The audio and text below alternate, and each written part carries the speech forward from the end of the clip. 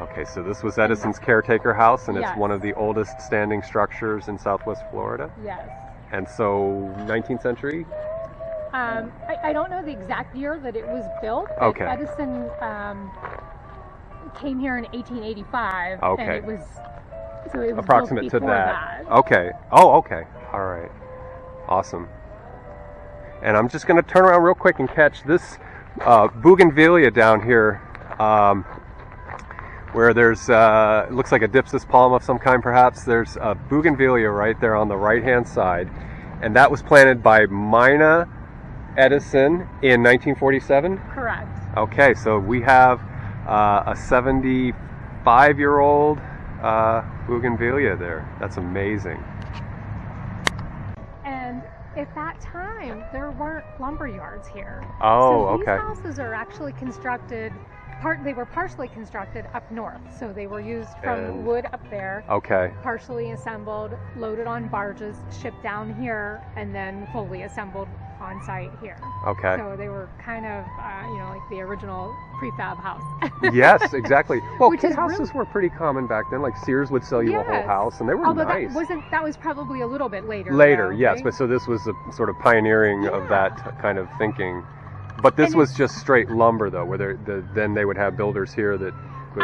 Well, it's my understanding that they were partially assembled Oh, up there, okay, and then okay, good. everything was put on barges, brought down Oh, here, okay. and then the rest Okay. of it was assembled here. Okay, so there's more thought on the front end coming down. Yes. Okay, cool. And it's amazing how well they did with this storm. Yeah. So they were, in 1885, there wouldn't have been hurricane codes. Yes, exactly. No, you and I had talked about that too. Right.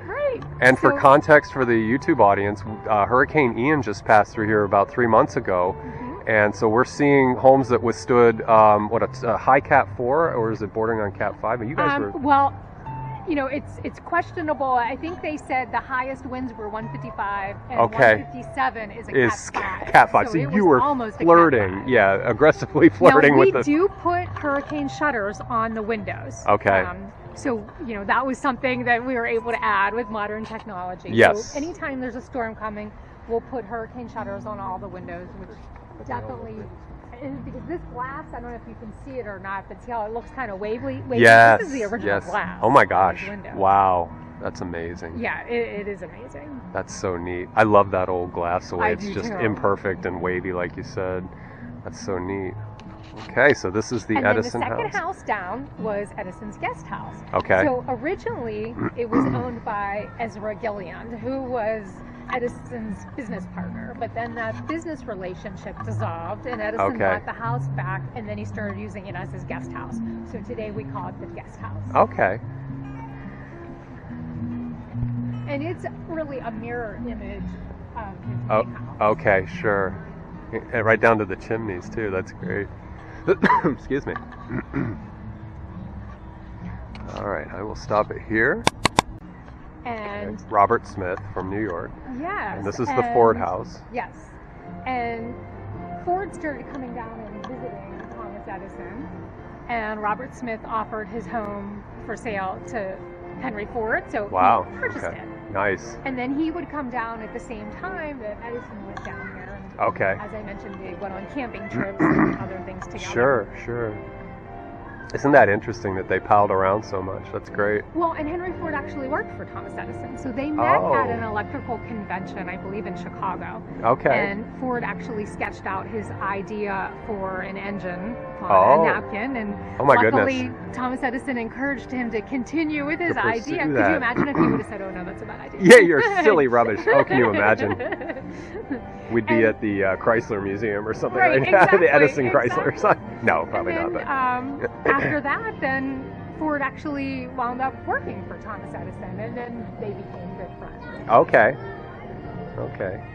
Can you imagine some of the conversations and the creativity when they get into Oh, the I flow know. state and start talking about I things? know.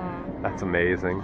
Absolutely fun. And then that building all the way down there would have been Ford's caretaker's house. Okay. All right. So the caretaker stayed here all year round and took care of the houses and the grounds and everything, because there would have been a lot of plants and trees to take care of all year I'm round. sure. Yeah. Absolutely. absolutely. And there would have even been more plants and trees than what you see today. Okay. Edison actually called his property the jungle. Oh. And when I've seen photos of it, it did kind of look like a jungle. Oh, I'm sure. Well, it still has jungly vibes to it. It's a place for plant people to come. Yeah. And you said there were 40 species of palms on the property, so right. guys like me, palms, and we have plants and trees here from every continent around the world. Okay.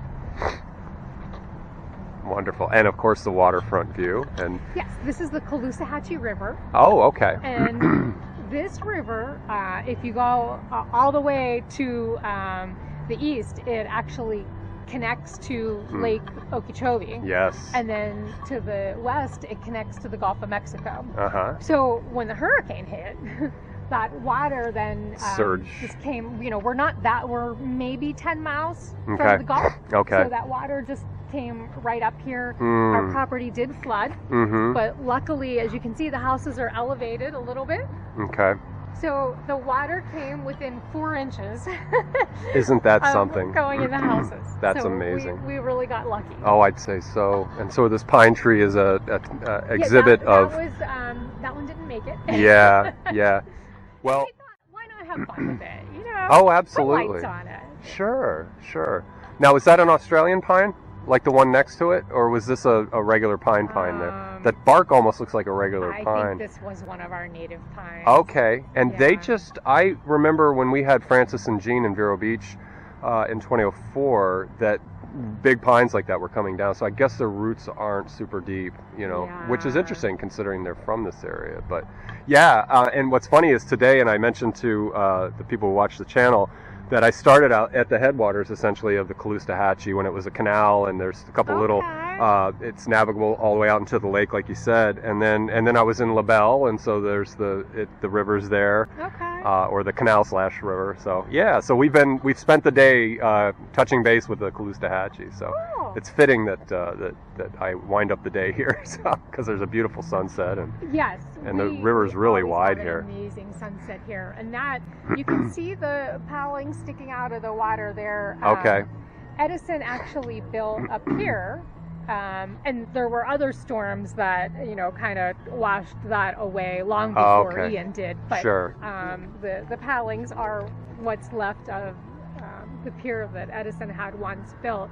Okay. And he was an avid fisherman, so we have historic photos of him sitting out there and fishing. Oh, neat. Yeah, I don't blame him. It looks inviting for people who are into fishing, which I include myself. We have a little boat down there that actually did not belong to Edison or Ford. That washed up from Ian. Oh my goodness. We did not have a boat before. Oh, you have a visitor. There's been some other little things that washed up from the hurricane too, so we're actually creating an exhibit down there. We'll have some information about all the different things that washed up on shore. Okay. That boat is one of them. The flotsam exhibit, yeah. Oh, that's interesting. Yeah, we walked over here a few days after the hurricane. We're like, oh, we have a boat. You've acquired a boat, or the boat acquired you. Yeah, however that works. Oh my gosh, that's wild. Okay, so let me catch that sun, because it's probably